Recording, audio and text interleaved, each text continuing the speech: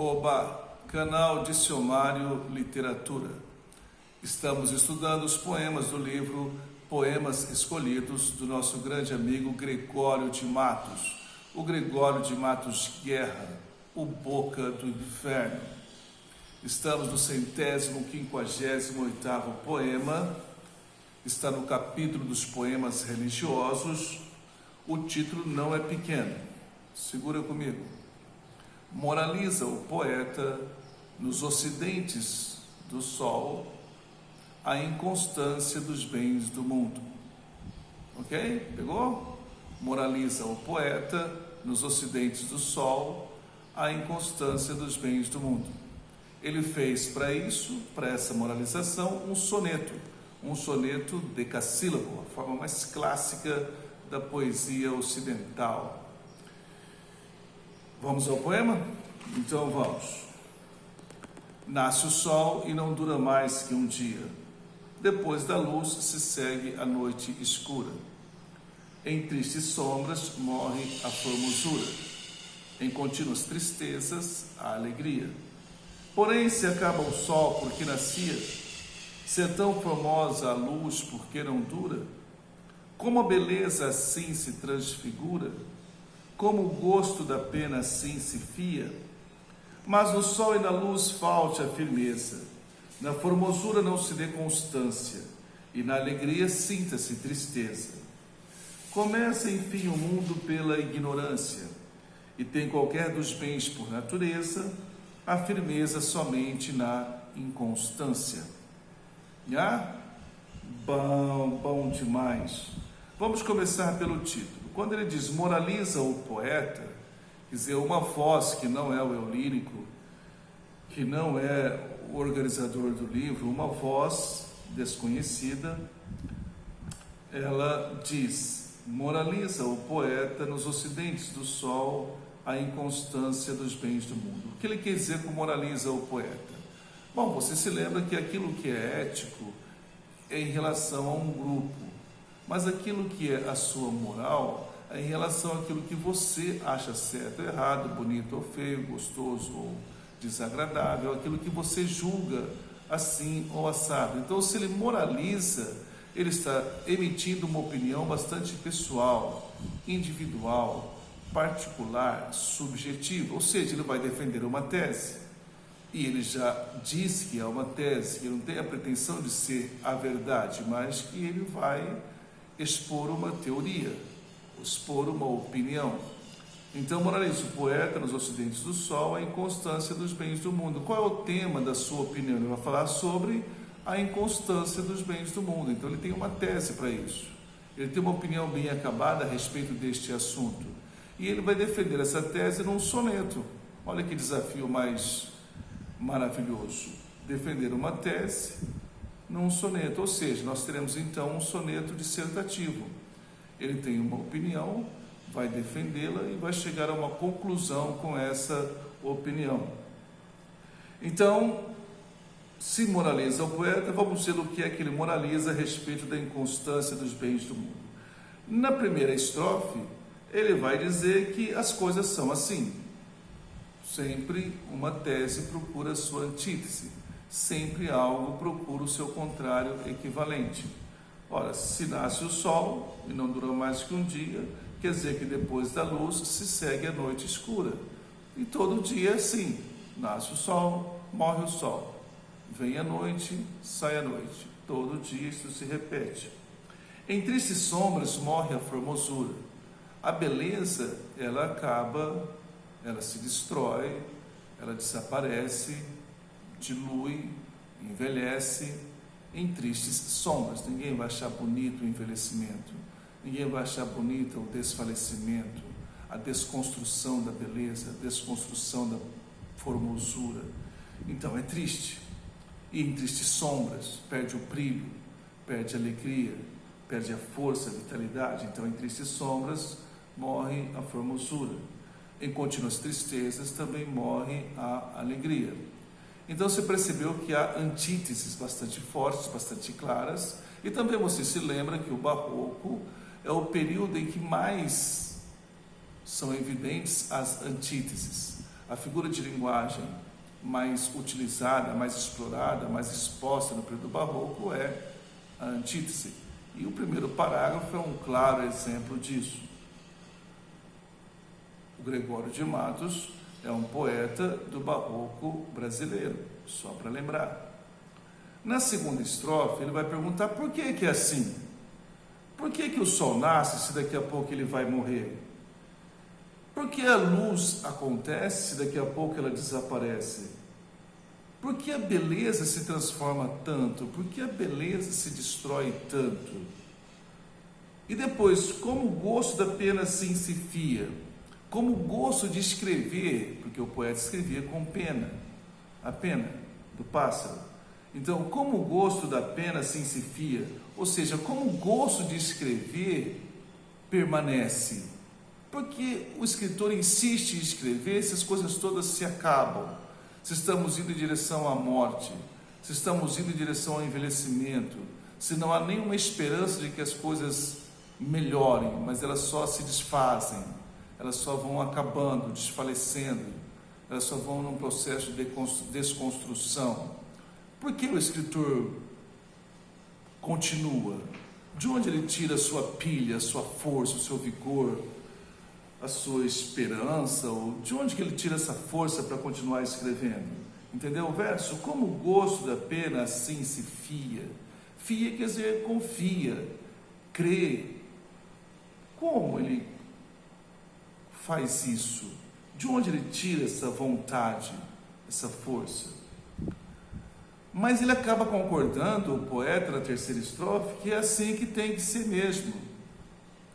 Então ele concorda, ele fala assim, mas no sol e na luz falte a firmeza, é para faltar mesmo a firmeza.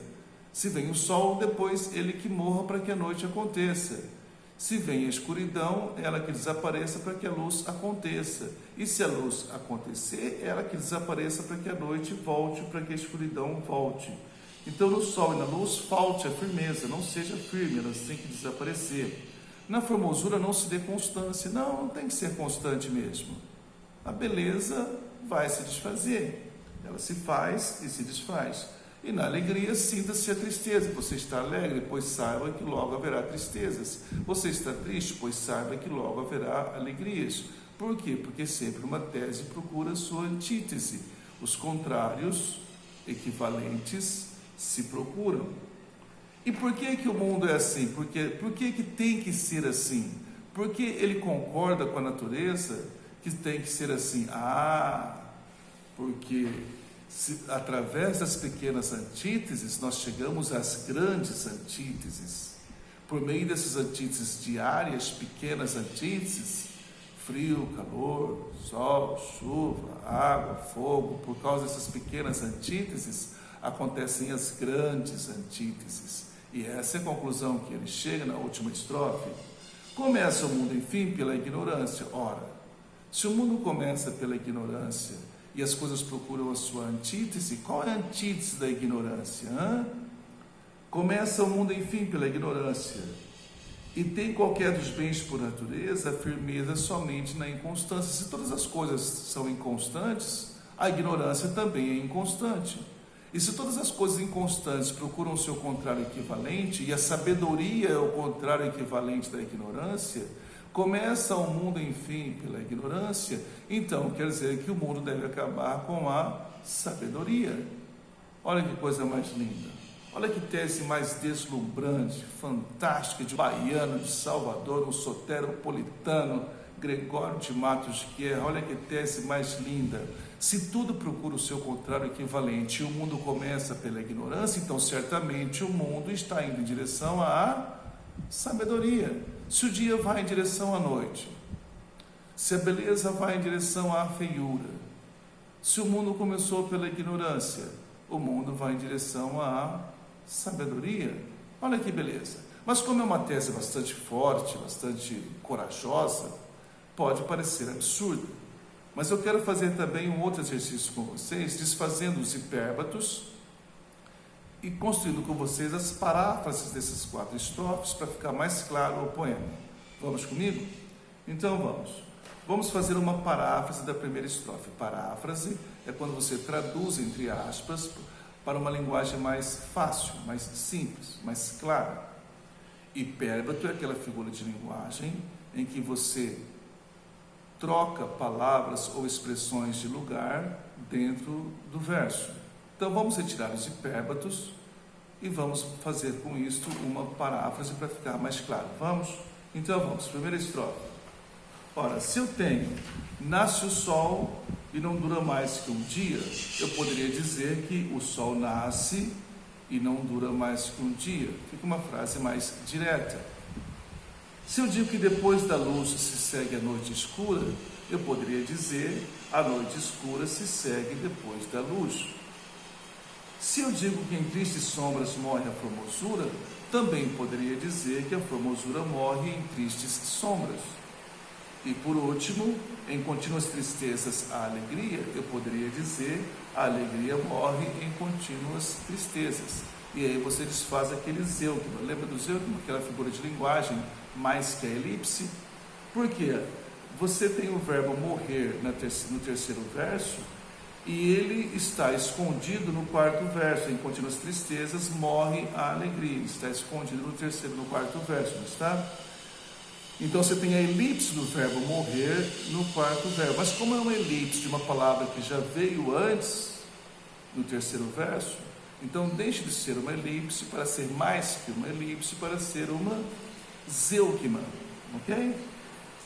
Então fica mais claro o verso assim: o sol nasce e não dura mais que um dia, a noite escura se segue depois da luz, a formosura morre em tristes sombras, a alegria morre em contínuas tristezas.